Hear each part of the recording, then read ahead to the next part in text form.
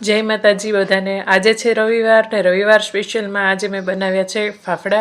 તો ફાફડા દરેક ગુજરાતીઓના ઘરે રવિવારે તો ખાસ સવારમાં નાસ્તામાં હોય છે। તેના માટે મેં અહીંયા બેસન, પાપડખાર, મીઠું, હળદર, હિંગ, અજમો અને તેલ લીધું છે। તમે અહીંયા સ્વાદ વધારવા માટે તીખાનો ભૂકો પણ લઈ શકો છો।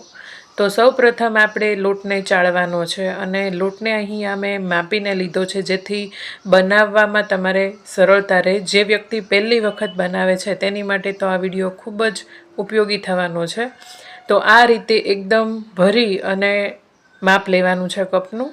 તો અહીંયા 150 ગ્રામ મેં અહીંયા ચણાનો લોટ લીધો છે। તમે વજન કરી 150 ગ્રામ પણ ચણાનો લોટ એટલે કે બેસન તૈયાર પેકેટ આવે છે તે લેવાનું છે। ચણાના લોટથી પણ બને છે પણ તેનાથી રિઝલ્ટ બહાર જેવું નથી આવતું।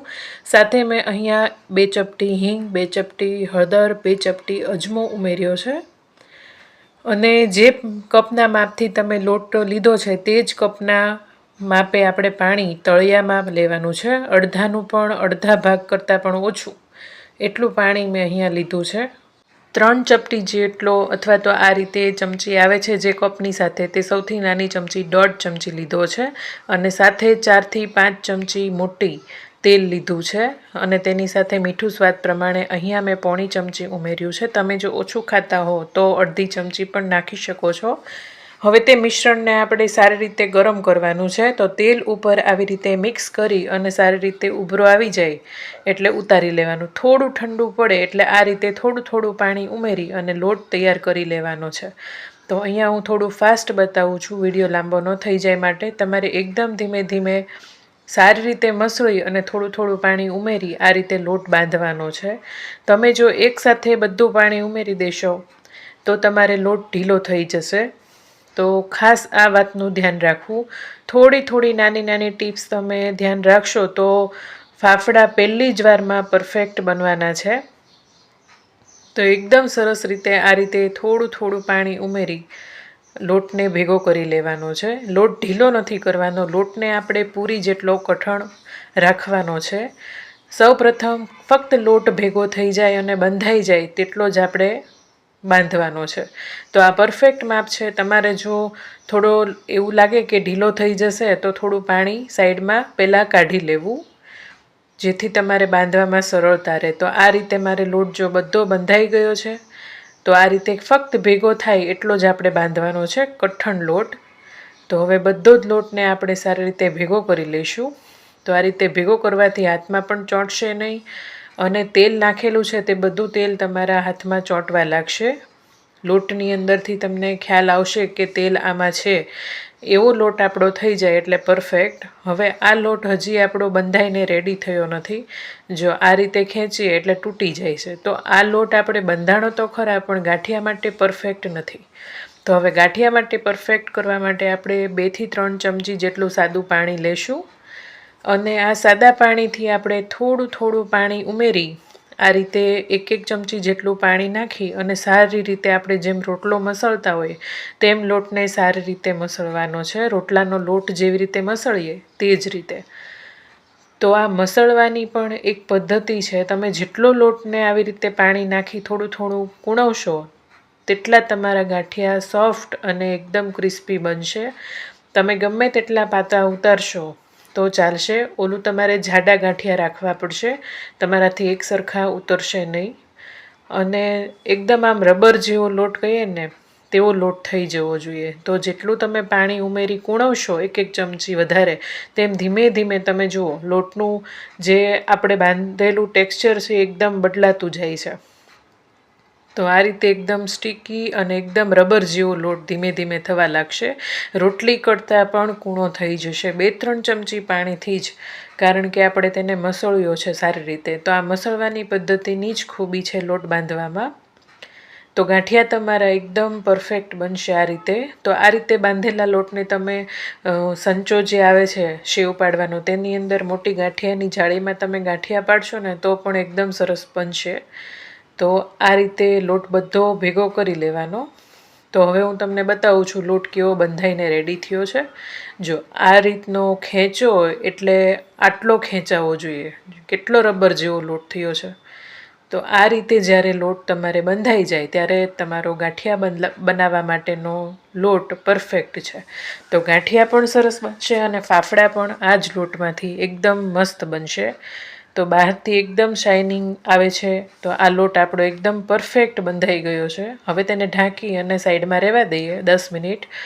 ત્યાં સુધી આપણે એક મોટું વાસણ લેવાનું છે, પહોળું અને નીચેથી તળિયું સપાટ હોય એવું, અને તેલ નાખી દઈએ. તેલ આપણે વધારે પ્રમાણમાં નાખવાનું છે. થોડા તેલમાં ફાફડા ગાંઠિયા ક્યારેય નહીં બનાવવાના, તો લાલ થઈ જશે ગાંઠિયા.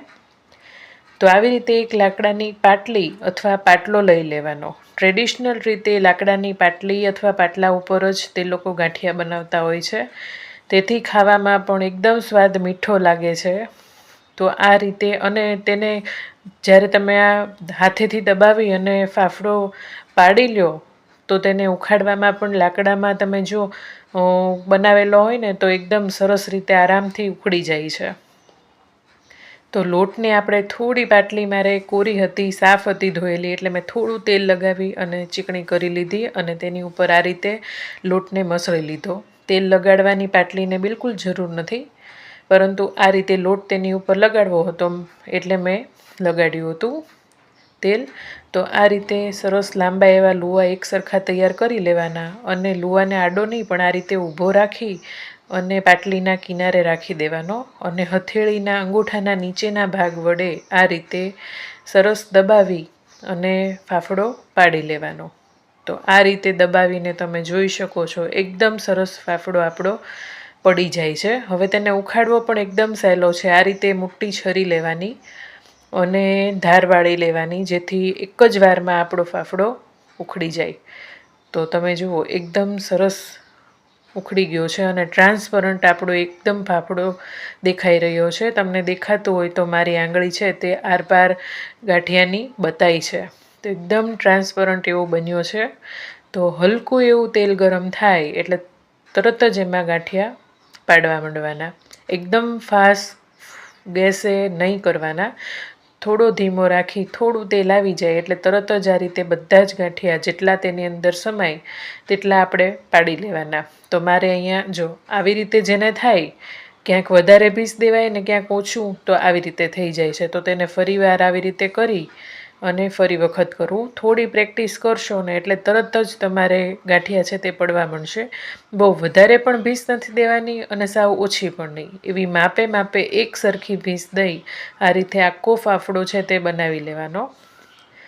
તો જોઈ શકો છો એકદમ સરસ રીતે આરામથી બધા જ ફાફડા બની જાય છે, અને તેલમાં સમાય તેટલા આ રીતે ઉમેરતા જવાના. હવે ઉપરથી આ રીતે ઝારાની મદદથી થોડા દબાવવાના, જેથી ગરમ તેલ ઉપર પણ આવે ગાંઠિયાની, ને એક સાઈડ આપણે સરસ ક્રિસ્પી એવા થઈ જાય એટલે પલટાવી દેવાના.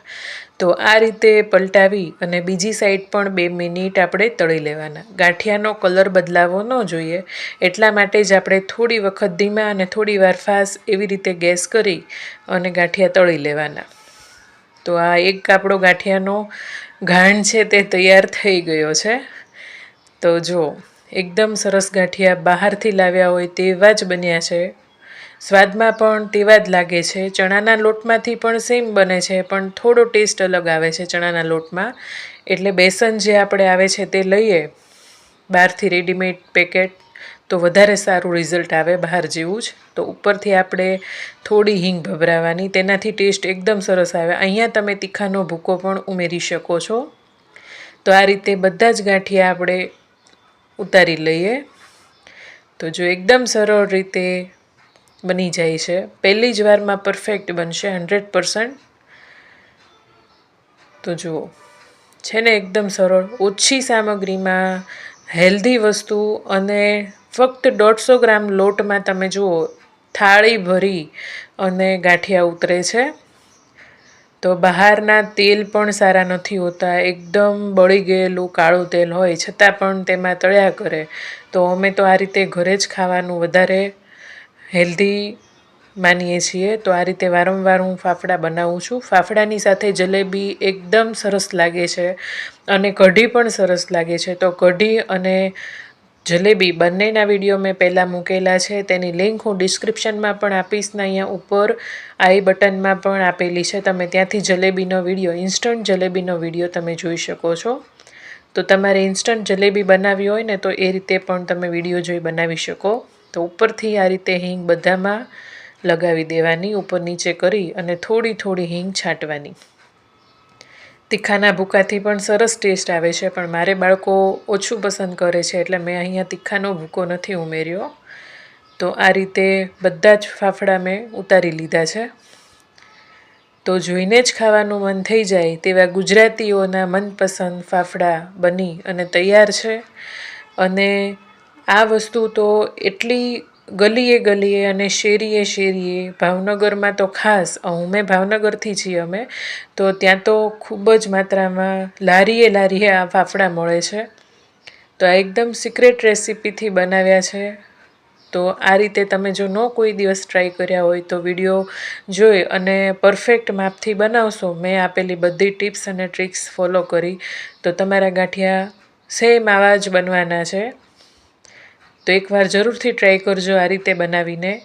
તો હું તમને બતાવું કેટલા પાતળા છે. જો ગાંઠિયા પણ એકદમ પાતળા અને અડીએ ને ત્યાં ભૂકો થઈ જાય ને તેવા છે. એકદમ ક્રિસ્પી બન્યા છે. તમને મારી આંગળી બતાતી હોય તો જો ટ્રાન્સપરન્ટ કેટલા છે. આ પરફેક્ટ ફાફડી ગાંઠિયા છે. સ્વાદમાં તો ખૂબ જ બેસ્ટ બન્યા જ છે, સાથે આ દેખાવમાં પણ ખૂબ સરસ લાગે છે. તો વિડીયો પસંદ આવ્યો હોય તો વિડીયોને લાઈક કરજો, ચેનલને સબસ્ક્રાઈબ કરજો અને ખૂબ ને ખૂબ શેર કરજો, જેથી બીજા અન્ય લોકો પણ આ બનાવે.